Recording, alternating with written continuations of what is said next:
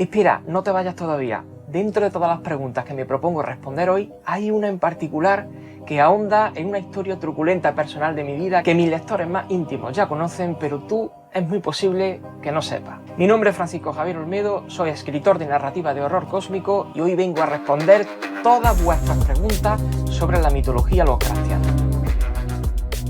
Lo primero de todo, quiero agradeceros vuestra participación. Este vídeo no sería posible sin vosotros. Han sido muchísimas preguntas, he tenido que hacer un cribado para que este vídeo no se extendiera demasiado. Y bueno, hemos alcanzado el capítulo número 50 del Mitonauta y no hay mejor manera de celebrarlo que esta. Por lo tanto, comenzamos con las preguntas. Kashyyyk TFK pregunta: si pudieras visitar dos localizaciones de los mitos, Hiperbórea, Innsmouth, Ulthar, ¿cuáles serían y por qué? Bueno, muy buena pregunta. La realidad es que Innsmouth sería mi favorita para visitar. No en sí porque fuera bonita, porque evidentemente estamos hablando de un pueblo absolutamente derruido y en decadencia, sino porque es donde se desarrolla la trama de mi obra favorita del gran maestro Howard Phillips Lovecraft, La sombra sobre Innsmouth. Después, sin duda alguna, visitaría las tierras del sueño en general. Ya sabemos, como hemos visto en otros capítulos anteriores, que podemos conocer de ellas dentro del relato de Howard Phillips Lovecraft, La búsqueda de la ignota Kadath. Ahí dentro, sobre todo, visitaría la ciudad de Sarkoman, de la cual se habla también en el relato Horror en el Museo, de Howard Phillips Lovecraft y Hazel Hell, en una colaboración. También me gustaría visitar, dentro de las tierras del sueño, la ciudad de Oriab, en concreto los jardines de Oriab, de los cuales se hablan en mi primera obra, Bajo nuestros pies. Por supuesto, querría visitar la ciudad de Kadath y también las bibliotecas de Ónice de Celefais, donde se guardan los temibles 4 tomos de la Horn, unos grimorios vitales dentro de mi tercera obra, Malnacido. Algunos de vosotros me habéis realizado más o menos las mismas cuestiones, así que esas preguntas las voy a reunir todas en una misma y las voy a mencionar como es el caso. En esta ocasión, Kev Málaga, Mauricio y Lucas John preguntan: como pregunta para el especial, ¿has jugado videojuegos con temática lovecraftiana? Y si es así, ¿cuáles son tus favoritos y por qué? Bueno, aquí no me cabe ninguna duda. Este es mi favorito. Y os enseño por qué. There is a great horror beneath the manor.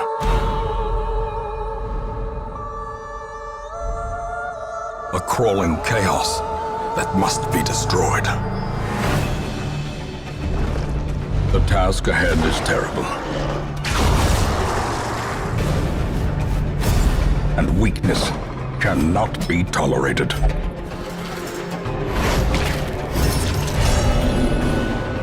My obsession caused this great foulness. Now, like me, you are a part of this place.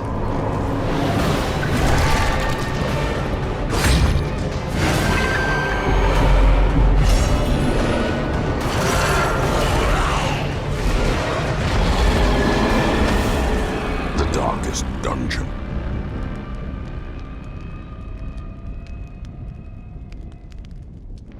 Hay muchos juegos en la actualidad que tiran de gráficos fantásticos como The Sinking City o The Call of Cthulhu, pero ninguno llega al nivel de profundidad que se alcanza en The Darkest Dungeon. Y estoy deseoso de que salga la segunda parte. De hecho, The Darkest Dungeon es el segundo videojuego al que más horas le he dedicado en mi vida. Según Steam, 660 horas de juego. También destacaría, y esto ya solo por nostalgia, The Call of Cthulhu Dark Corners of the Earth.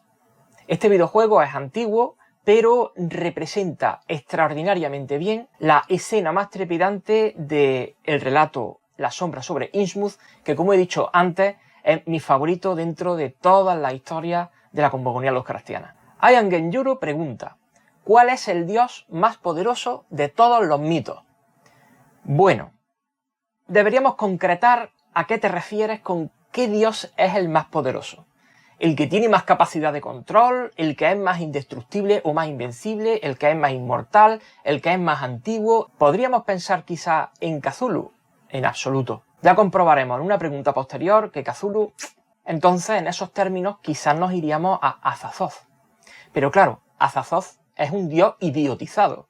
Es el origen y el fin, es el alfa y el omega. Pero no puede hacer nada más que mantenerse adormecido por las flautas infernales de aquellos seres que él mismo creó y soñar el universo en forma de pesadilla. Sería entonces Yog-Sothoth, como vimos en el capítulo de Yog-Sothoth, es el favorito de Howard Phillips Lovecraft. Lo define como omnisciente y omnipotente, es fácilmente invocable e incluso comunicable, como se puede ver en el relato de A través de las puertas de la llave de plata. Sin embargo, de cara a nosotros, ¿quién podría ser el más poderoso o el más importante? Yo creo que sería Nyarlathotep, porque es el más mencionado de todos y porque precisamente es el más cercano a la raza humana. Y bueno, es el único que conoce el nombre verdadero de Azathoth y el único que es capaz de atravesar la capa que separa el templo de Azathoth de nuestro universo. Es por esto que si yo tuviera que apostar por alguien, apostaría por Nyarlathotep. Porque pensad, Nyarlathotep es el único dios de la cosmogonía lovecraftiana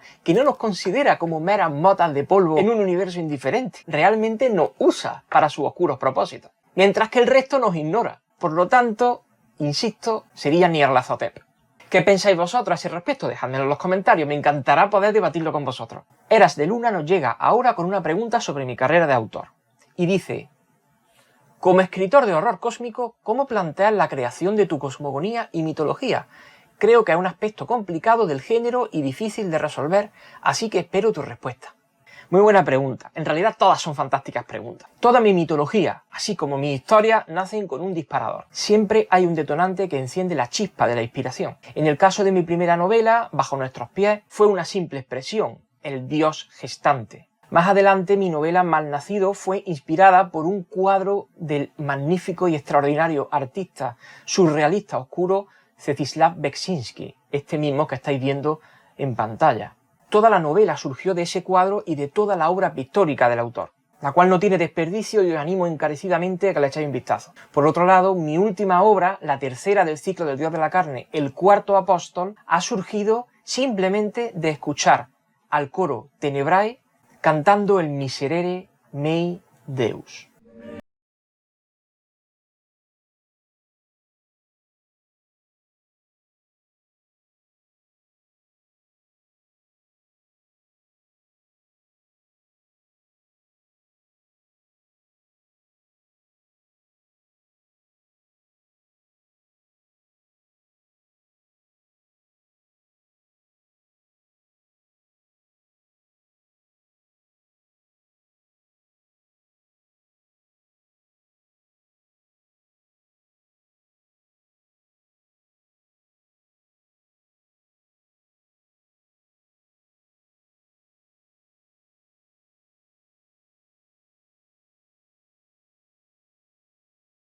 Y ahora con una pregunta quizás de las más candentes dentro de todo este repertorio.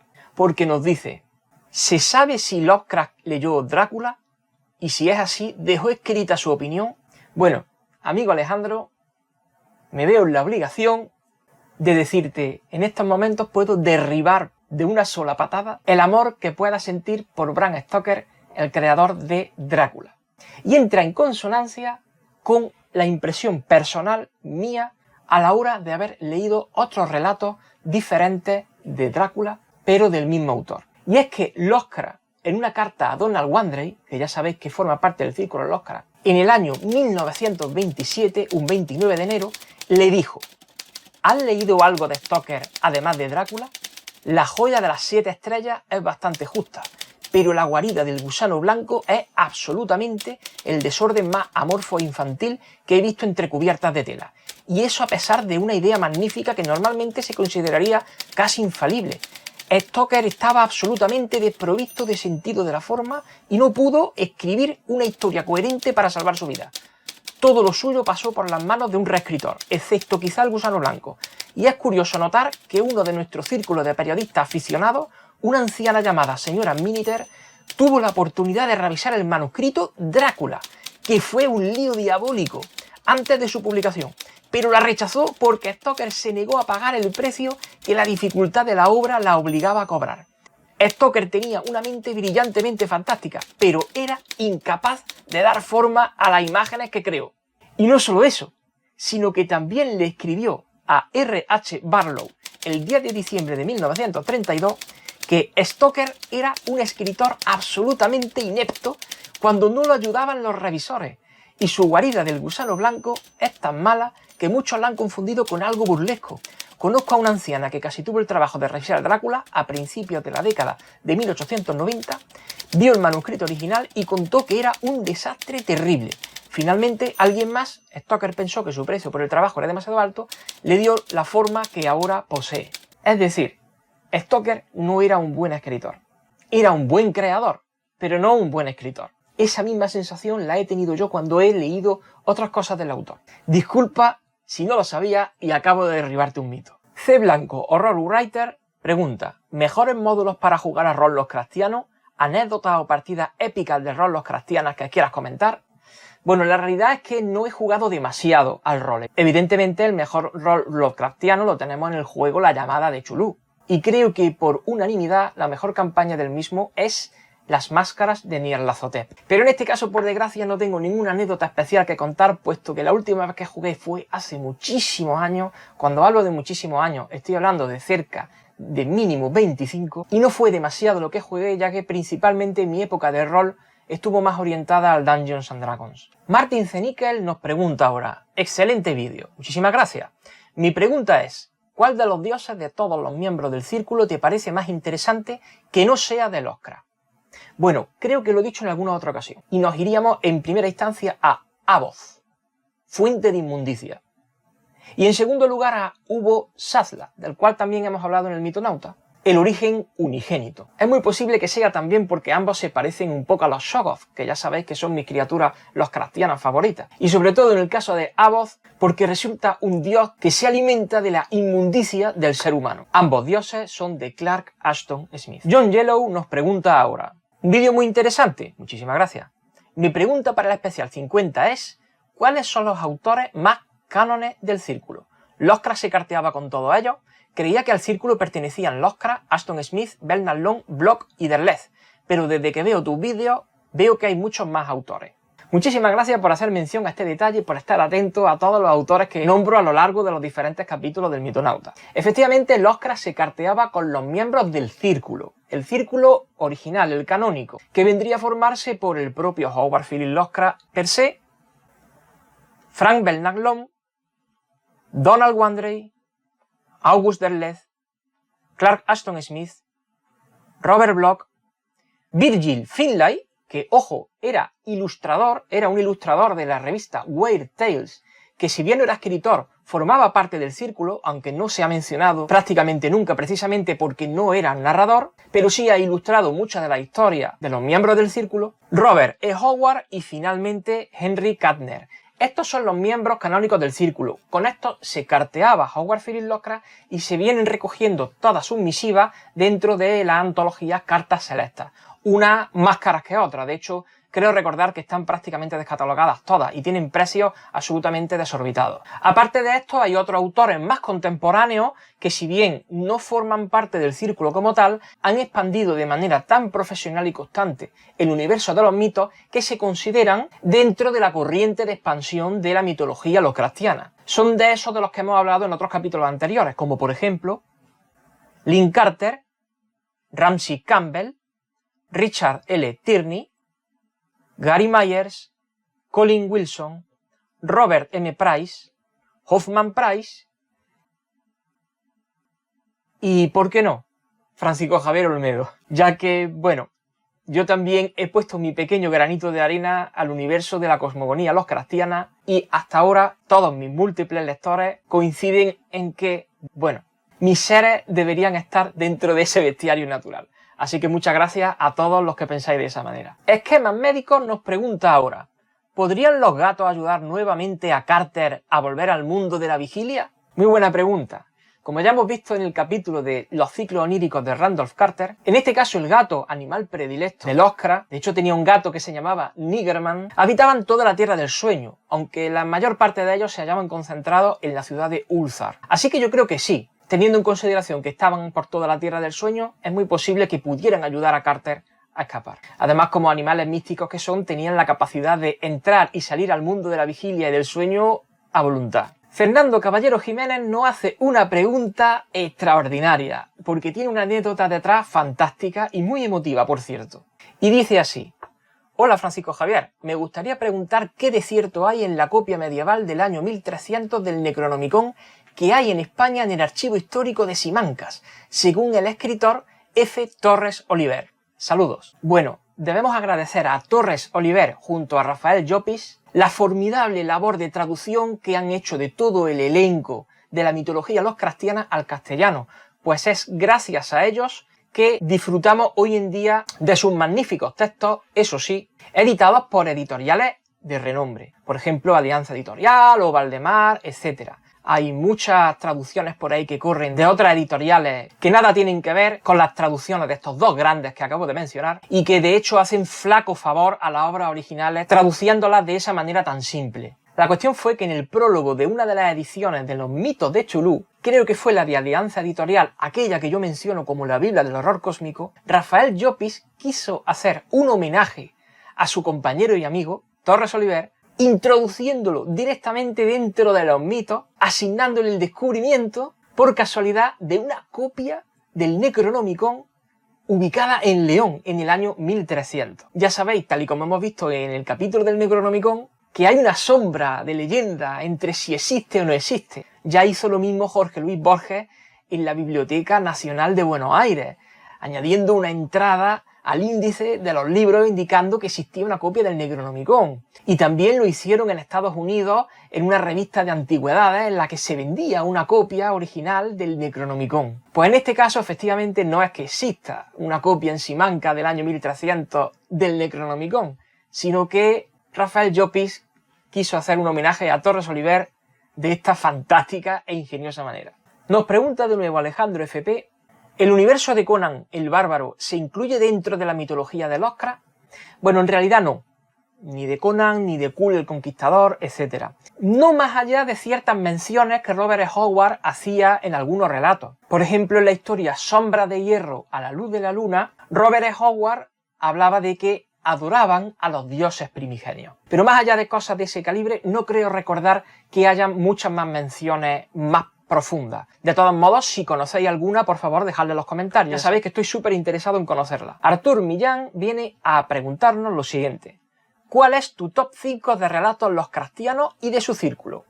Bien, pues vuelvo a repetir que el primero de todos es La sombra sobre Innsmouth, El horror de Dunwich vendría en segundo lugar, en tercer lugar nos iríamos a la búsqueda de la ignota Kadaz, El Wendigo, en este caso de Algernon Blackwood, y El morador de las tinieblas, del cual hablamos en el capítulo anterior. Signal Sharp nos pregunta ahora sobre la noche de Valpurgi.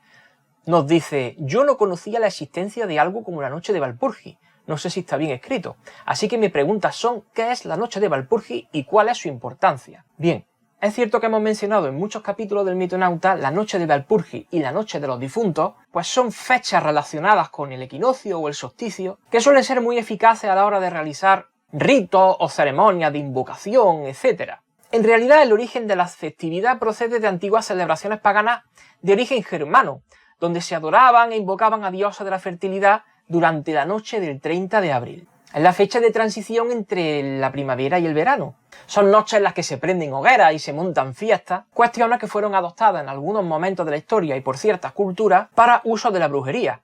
Luego fue absorbida por la llegada del cristianismo, atribuyéndole varios orígenes relacionados con el propio satanismo. De hecho, a este respecto, Francisco de Goya, genio español de la ilustración macabra, realizó varias pinturas y grabados relacionados con este tipo de celebraciones. Rufiti.miau viene a preguntarnos lo siguiente. De todos los seres y personajes que has creado en tus libros, ¿cuál te gusta más? Bueno, sin duda alguna, Eloise Duclerc, la concubina de Igaiga, la cual fue la que inspiró la portada de mi tercera obra, Malnacido. También siento especial predilección por Las Oteadoras, que también forman parte de la misma novela. De nuevo, Esquemas Médicos nos hace otra pregunta que trae miga.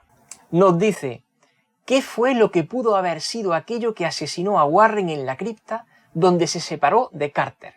Éxitos. Muchísimas gracias, hermano, por tus deseos y sin duda estamos hablando de el relato La Declaración de Randolph Carter, el primer texto que da vida al ciclo onírico de Randolph Carter. Ya sabéis que hemos dedicado un capítulo entero a este ciclo. Pues bien, voy a ir más allá todavía a tu pregunta. ¿Y si te dijera que Harley Warren no está muerto? Y voy más allá. ¿Y si te dijera que Harley Warren ni siquiera existió? What?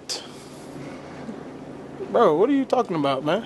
Hay numerosas teorías fundamentadas de que en el caso de Randolph Carter posiblemente sufriera algún tipo de proceso psicótico o esquizofrénico, el cual fuera él en realidad el que descendiera esa escalera hasta el interior de la cripta y fruto de lo que allí contemplara, cuestión que no queda clara en ningún momento, su memoria, en algún tipo de suerte de mecanismo para protegerle, disoció su personalidad hasta el punto que creyó que él no fue quien experimentó esos acontecimientos, sino una especie de alter ego. Estas teorías se argumentan en el hecho de que él tenía un don especial para poder caminar por las tierras del sueño con la misma naturalidad con la que lo hacía por el mundo de la vigilia. Este tipo de excentricidad o genialidad quizás repercutiera en esta especie de efecto secundario, porque es que de hecho en la obra en ningún momento se conoce nada más de Harley Warren. De hecho parece que no tiene pasado. Simplemente el único detalle que hay que pone en duda este tipo de teoría es que existía un testigo, según la policía comentó, que decía haber visto a 2 personas en el cementerio, pero no se tomó en demasiada consideración este testimonio y podría ser una de esas 2 personas el sepulturero que estaba guiando a Carter simplemente a la tumba en cuestión. No lo sabemos. Así que quiero quedarme con la idea de que más interesante de qué fue lo que mató a Harley Warren es que Harley Warren ni siquiera existió. John Yellow nos pregunta ahora: ¿qué me gustan estos vídeos? Muchísimas gracias. Pues aunque ya te hice una pregunta en el vídeo anterior, se me ha ocurrido otra. Si Lovecraft hubiera vivido más años y viendo la evolución que tuvieron otros compañeros como Ashton Smith o Block, ¿cómo crees que hubiera cambiado la narrativa de Lovecraft? ¿El terror cósmico hubiera sido otra etapa más en su vida o crees que hubiera seguido expandiendo el universo por el resto de sus días? Por supuesto, esto es pura especulación. Bueno, viendo el cariz que tomaron algunos de sus relatos, como por ejemplo el fantástico y que os recomiendo que lo leáis, En los muros de Eryx, una colaboración con Kenneth J. Sterling, o por ejemplo Aire Frío, o Tras las puertas de la llave de plata, yo creo que Howard Phillips Lovecraft habría evolucionado hacia una ciencia ficción más pura y menos relacionada con el tema del terror. Es mi opinión personal, evidentemente igual que la tuya, estamos hablando de conjeturas. C. Blanco Horror Writer nos pregunta de nuevo: ¿antología donde podamos leer a Lynn Carter? Bueno, Lynn Carter donde más aportó fue en los ciclos de Conan y Cthulhu el Conquistador. Pero para el caso del horror cómico, que también tuvo diversas aportaciones, tendríamos que irnos a la antología llamada Leyendas de Xoth. Facundo Yepes nos pregunta ahora sobre el arte de la escritura. Y dice: aprovecho la ocasión para plantearte una pregunta por si quieres para el especial. Esta viene de parte de una persona muy cercana a mí. ¿Qué técnicas recomiendas para afrontar los bloqueos creativos causados por estrés? Amigo mío, el estrés solo se quita descansando. En mi caso particular lo he sufrido en diversas ocasiones, como lo hemos sufrido todos los autores. Cuando se produce un bloqueo creativo, lo mejor es cortar automáticamente y descansar. Mínimo un par de semanas, 3, un mes, 2 meses, lo que necesites. Si estás un poco ansioso, puesto que tienes plazos ajustados para poder entregar una obra, por ejemplo, en el caso de que estés trabajando con una editorial o algo, es verdad que la cosa se complica. Pero mi recomendación principal es descansar mínimo un par de semanas, si no un mes, y durante ese descanso dedicarte a leer muchísimo, que suele ser el mejor catalizador de la inspiración, y sobre todo leer cosas nuevas, no releer lecturas anteriores, puesto que releer lecturas anteriores te va a mantener en un estado extraño de semi-inconsciencia, puesto que como ya conoces la historia, no va a actuar directamente sobre tu inspiración, que es lo que estamos buscando cuando tenemos un bloqueo creativo. Así que en conclusión, descanso y lectura. Artur Millán nos pregunta otra vez, en esta ocasión, ¿nos da alguna pista sobre tus próximas obras? Bueno, ya sabéis que no me gusta nada hacer spoilers de lo que estoy haciendo, pero sí os digo que versará sobre la polémica figura del Dr. Elias Thanos y que incluiremos una nueva deidad primigenia dentro del imaginario de la cosmogonía lovecraftiana que se llamará Azog Numbra.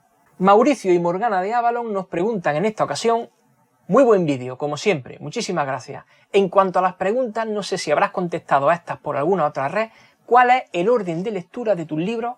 Y de tus libros, ¿cuál es el que más te ha gustado? Una pregunta muy interesante y que agradezco, y que es cierto que he contestado en multitud de ocasiones en otras redes sociales, pero que no tengo ningún inconveniente en volver a aclarar.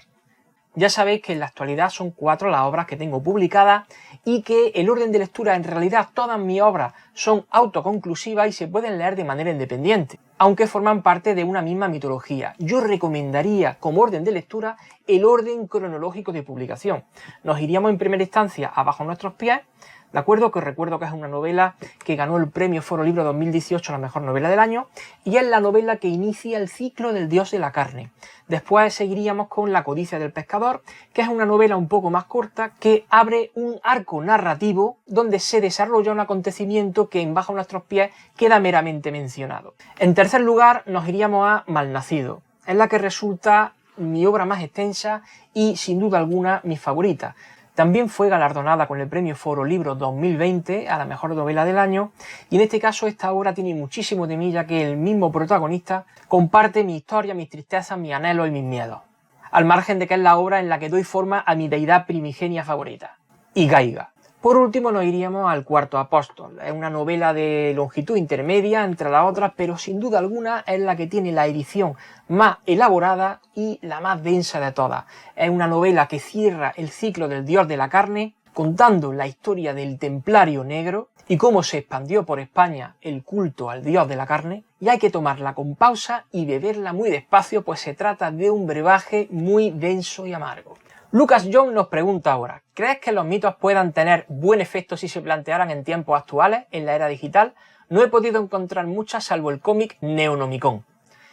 Ciertamente sí podrían, de hecho te animo a que leas un relato que se llama Ixt, que se encuentra dentro de la antología. Y en tiempos futuristas no tienes más que echar un vistazo a mi vídeo anterior en el que pongo un fragmento del audiolibro de Bajo nuestros pies en un capítulo en particular que es pura ciencia ficción. Luis Cañas pregunta ahora, gracias por hacer este contenido tan bueno y con relación al especial 50, esta es mi pregunta. ¿Qué crees que le habrá pasado a Randolph Carter luego de que su verdadero aspecto fuera descubierto y huyera por aquel mítico reloj al final del relato a través de las puertas de la llave de plata? Teniendo en consideración que los Nug-Soth, que son los yadicianos originales, los habitantes de Yadith, junto con los Doles, dominan con cierta soltura la magia y la tecnología, y que gozan de niveles de percepción supradimensionales, amén a que Carter cayó víctima de su propio deseo a manos de Yog-Sothoth, me atrevería a hipotetizar que finalmente el mago Zcauba sería el vencedor de la pugna, y fíjate a dónde quiero llegar. Muy posiblemente Carter, aprovechando ese don que tenía para transitar las tierras del sueño y el mundo de la vigilia por igual, consciente plenamente de su inminente derrota, aprovechando uno de los momentos en los que el mago durmiera, abandonaría su cuerpo para dirigirse a las tierras del sueño e instalarse allí para siempre, evitando por tanto que el yadiciano lo exiliara a los dominios de la inexistencia. Miu Cagliostro nos pregunta desde Francia. Hola desde Francia, ¿cuáles son tus preferidas adaptaciones del universo de Lovecraft en pelis, series, cómics, etc.? A ver si cita a los mangas de Go Tanabe. ¿Y las que odia? Bueno, primeramente quiero agradecer a nuestro hermano Miu Cagliostro, que es francoparlante y sin embargo en un perfecto español se comunica con nosotros e interactúa con todo el culto tanto en YouTube como en Instagram con gran fluidez, así que mi más profundo respeto para ti, hermano. En realidad no conozco los mangas de Go Tanabe, pero por lo que estáis viendo ahora mismo la verdad es que llaman bastante la atención.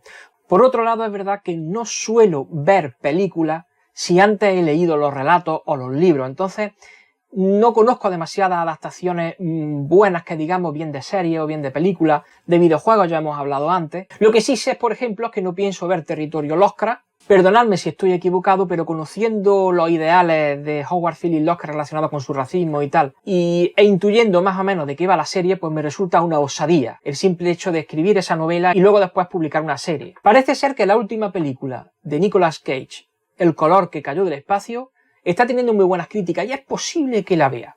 Si queréis una recomendación, yo me iría a un clásico de John Carpenter como es En la boca del miedo. Una película con grandes tintes lovecraftianos y ese aire ochentero que tanto nos gusta a los nostálgicos como yo. Char Inu nos pregunta ahora.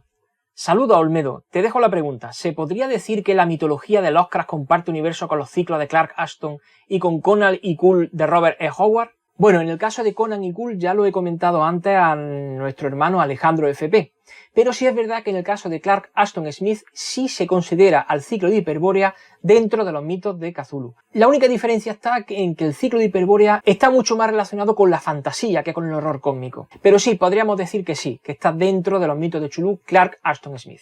Básicamente hablaríamos de una submitología, la del ciclo de Hiperbórea, dentro de la mitología general de los mitos de Cthulhu. Algo parecido a lo que yo hago en mis propias obras, una submitología en torno al dios de la carne que pertenece a la supramitología de los mitos de Cthulhu. Pablo Ignacio Flores Astudillo nos pregunta ahora, tengo una pregunta. ¿Está Cthulhu sobrevalorado en tu opinión o conociendo de lo que es capaz su reconocimiento es bien debido? La respuesta es rotundamente sí. Cthulhu está sobrevalorado. De hecho, Cthulhu es una deidad menor, su poder en comparación con otros dioses es irrisorio. Lo que ocurre es que, como ya hemos hablado en ocasiones anteriores, August Derleth lo consideraba su favorito y como fue August Derleth el que arrastró la mitología hasta los días de hoy, pues Cthulhu se ha convertido en el estandarte del horror cósmico, en el más popular, en el que conoce todo el mundo aunque no haya leído absolutamente nada de horror cósmico ni de Lovecraft ni de nadie. Pero insisto, su popularidad no va de la mano de su poder, está total y absolutamente sobrevalorado. Y que me perdonen los amantes de Cthulhu, cuya pasión por esta deidad primigenia respeto desde lo más profundo de mi corazón. Y por último, Tony BC pregunta, para el especial de 50 episodios del Mitonauta, quisiera saber cómo fue para vos comenzar a escribir, tu relación con las editoriales y cómo fue tu reacción al ser leído mundialmente. Felicitaciones, esperando el especial, saludos mi buen amigo. Muchas gracias, hermano, por tu pregunta, y aquí viene esta pregunta que escarba un poco dentro de una historia personal mía que mis lectores más veteranos ya conocen y fue mi experiencia al iniciarme en este duro y denostado oficio de escritor. Y es que yo comencé engañado.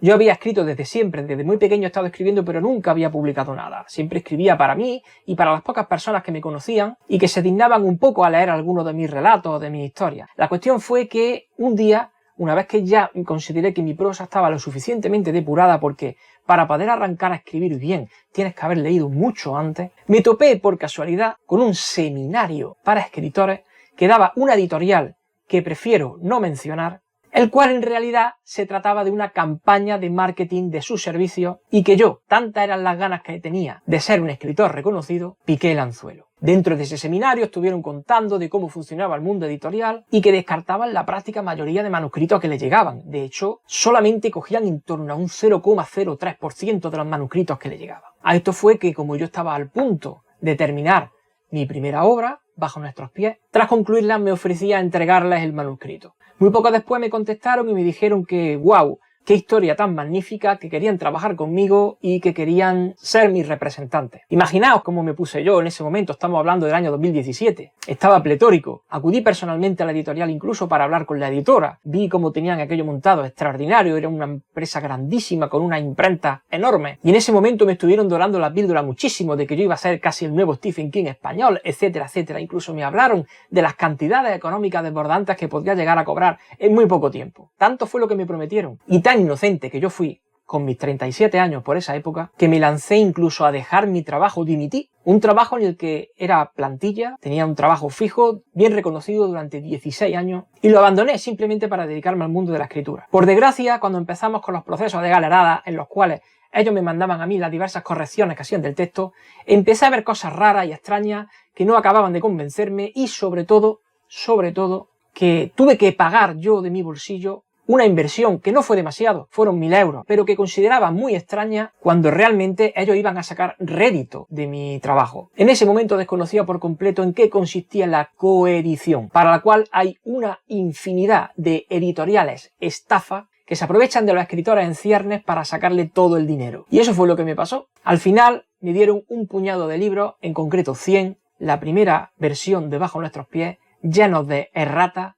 Era espectacular la cantidad de erratas que tenían, del orden de 25 o 30 erratas, o sea, un par de erratas o tres por cada 10 páginas, pero erratas terribles, erratas de párrafos perdidos, negritas convertidas en cursiva, barbaridades auténticas que no me provocaron otra cosa que vergüenza. Y finalmente se desentendieron por completo luego después. Entonces yo me quedé sin trabajo, sin subsidio por desempleo, porque aquí en España, si tú te das de baja voluntariamente de tu trabajo y no cesas el contrato o te despiden, sino que tú voluntariamente te vas, no tienes derecho a subsidio por desempleo, y con un puñado de 100 libros llenos de ratas que no sabía a quién endosar. Así que, ¿qué fue lo que hice? Liarme la manta a la cabeza, ya estaba dentro del ruedo, me habían empujado, y a una de dos, o me dejaba cornear por el toro, o lo toreaba. Así que dediqué todo mi tiempo, las 24 horas del día, a darme a conocer en las redes, que ni siquiera tenía redes sociales antes, y a invertir el poco dinero que tenía ahorrado en promocionarme, en aprender, en formarme, hasta que prácticamente quedé en la ruina.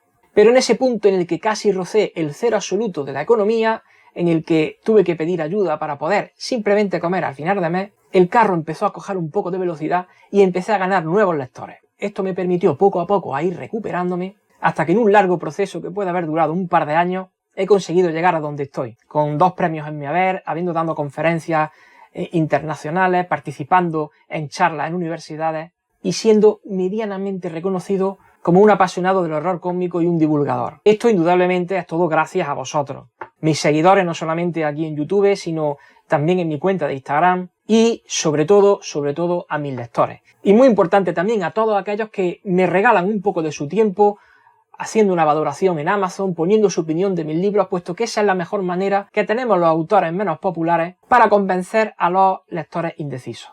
Así que si estoy hoy donde estoy, ha sido gracias a mi esfuerzo y gracias a vuestro apoyo. Y bueno, con esta historia llegamos al final de este larguísimo episodio. Muchísimas gracias a los que habéis aguantado hasta aquí. Ya estamos a mitad de camino de los 100 episodios del Mitonauta, que parecía que no era nada cuando empezamos. E incluso el formato ya lo hemos ido mejorando y seguiremos mejorándolo poco a poco cuando tenga algo más de dinero que me permita poder comprar algo de más material de calidad, puesto que ahora mismo lo hago todo en una situación un tanto precaria en términos técnicos. Así que nada, agradezco todavía más vuestra lealtad. Un fortísimo abrazo y muchas gracias por estar ahí. Un abrazo, cultista.